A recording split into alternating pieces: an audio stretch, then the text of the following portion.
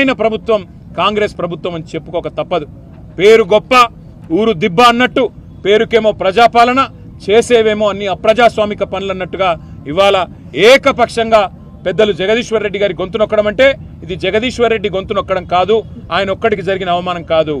ఈ రాష్ట్రంలోని రైతాంగం తరపున, ఈ రాష్ట్రంలోని ఆడబిడ్డల తరపున నెలకు 2500 రూపాయలు కావాలని గొంతు విప్పినందుకు, రాష్ట్ర రైతాంగం తరపున రుణమాఫీ జరగలేదు అని చెప్పి ప్రశ్నించినందుకు, రాష్ట్ర రైతాంగం తరపున ఎండుతున్న పంటల విషయంలో మా పార్టీ తరపున ప్రభుత్వాన్ని నిలదీసినందుకు, రాష్ట్ర పేదవాళ్ల తరపున పెంచని పెన్షన్ల గురించి, అమలు కాని 6 గ్యారంటీల గురించి, 420 హామీల గురించి ప్రశ్నించినందుకు తట్టుకోలేక ఈరోజు ప్రభుత్వం ఒక కుయుక్తితో మా సభ్యుడిని సస్పెండ్ చేసింది. అందుకే నిరసనగా మేమందరం కూడా ఇక్కడ కూర్చున్నాం.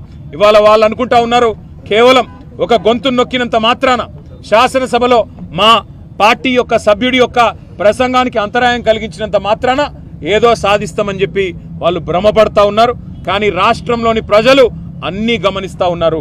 15-16 నెలల్లో కేవలం 20% కమిషన్లు, ఢిల్లీకి మూటలు పంపడం మీద ఉన్న దృష్టి ఈ రాష్ట్రంలోని పేదలకు మేలు చేయాలనే విషయంలో మాత్రం ఈ ప్రభుత్వానికి ఎంత మాత్రం లేదు అనేది ప్రజలకు కూడా అర్థమైపోయింది. కాబట్టే